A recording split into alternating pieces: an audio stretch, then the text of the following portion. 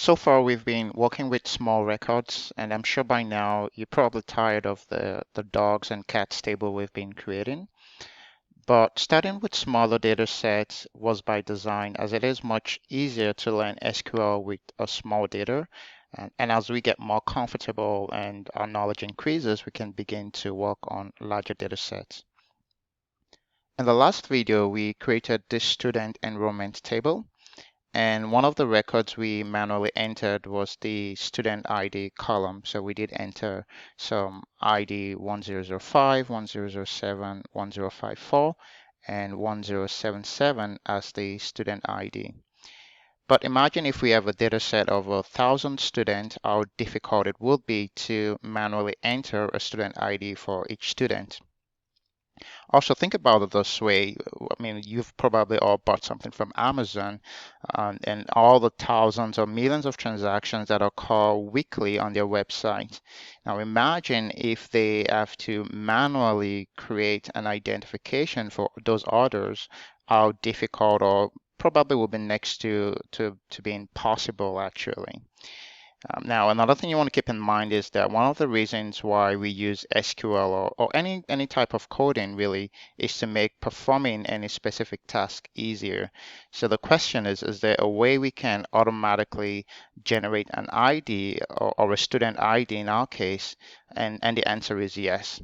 The way to do that is by using what we call identity. So identity is used to automatically generate values based on the starting point and an increment.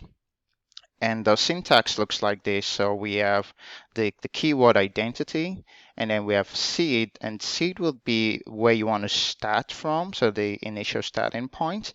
And increment would be how much do you want to increase from the starting point.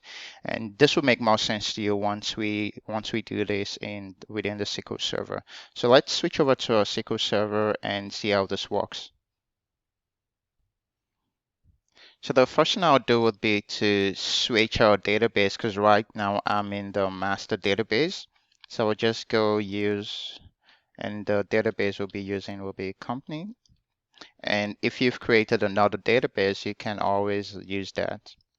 Okay, so now we're in the company database, and I'm just going to make a comment and say using identity to automatically generate student ID. Okay, right. So what we'll do is we'll create another table, and we'll just call this table a student table. So create table, and we'll call the student.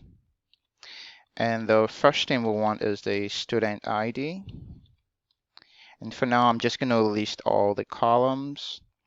And another column, let's say we want the student's first name. So we want first name, and then we want the last name. Okay. So the student ID will be an integer, so we have int. And what we want is to automatically generate the student ID. So all we need to do is we write the keyword identity. And where do we want to start the student ID from? So we could start from 1, so that means our first student ID will be 1.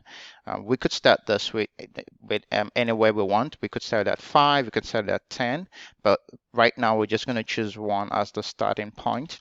And what increment do we want? So do we want it to increase by 1? Do we want to increase by 2? So if we choose, let's say we choose an increment of 1, it means that after the first student ID, the next student ID would increase by 1, which means it will be 2. If we were to increase by 2, it means the next student ID will be 3, and then 1 after that will be 5. So for now, we'll just say 1 with an increment of 1. And that's all we need to do to automatically generate the student ID. The next thing we want to do is to make this a primary key. So we'll just call this a primary, just type primary key. And then we have a comma. And then for the first name, we'll make that a varchar. And we'll make it varchar 50, comma. And last name would have the same thing. We'll make that a varchar 50 as well. 50, okay. And then we can close this and we can create this table. Execute. All right, so now let's try and insert some records into our table. So we'll go insert into student. And what information do we need? So right now, because the student ID will be automatically generated, we don't have to include that in our schema, in our insert schema. So we just go with first name. We want to insert the first name. I want to insert the last name as well. And what are the values we want to insert into this? So let's say the first name, let's go with Mike, and we'll make our last name Towson.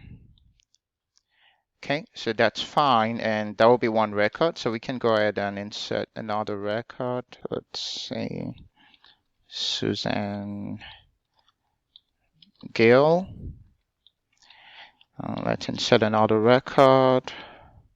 Let's say Mark, and last name for Mark. So Mark Thompson. Okay, and we can insert one more record. And let's say this is Juan Felipe. Okay, so now we have 1, 2, 3, 4 records. Just to make this, just gonna enter and tab. Then this looks better. And now we can insert those values. Execute. So we have 4 rows. So let's go ahead and print out our student table from student.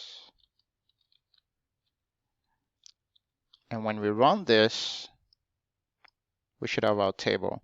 So what we have here is now we have the student ID has been automatically generated for us. Mike Towson, student ID 1, Susan Gill, student ID 2, Mark Thompson, student ID 3, and Guan Felipe, student ID 4. Now, you don't want to mix up the student ID with the numbers there, because this is just the number of the rows. So this is just telling us that we have 4 rows of four rows of data, and this is the student ID itself. Let's create one more table, and we'll call this student ID 2. Sorry, we'll call this student 2. So we'll create table. Call it student 2, and we use a similar, we're just going to copy this actually, because I just want to emphasize how the identity works. And then we just call this student 2, and what we want to do is, what if we start at 1005? So our first student ID will be 1005, and we want that to increase by 3. So the next one will be 1008 and 1011 and so forth. So essentially it's going to increase by 3. So let's run this record, execute, and let's just copy this. Copy. And we'll then set the same record into our student 2, and we'll just call it student 2. And when we run this, execute, and now we can print out our student 2 table. Select all from student 2. Execute. So we have the student ID. I'm just going to bring this up. So we have the student ID. Now started from 1005, 1008, 1011, 1014. So that's the way we can automatically generate, an integer within our table.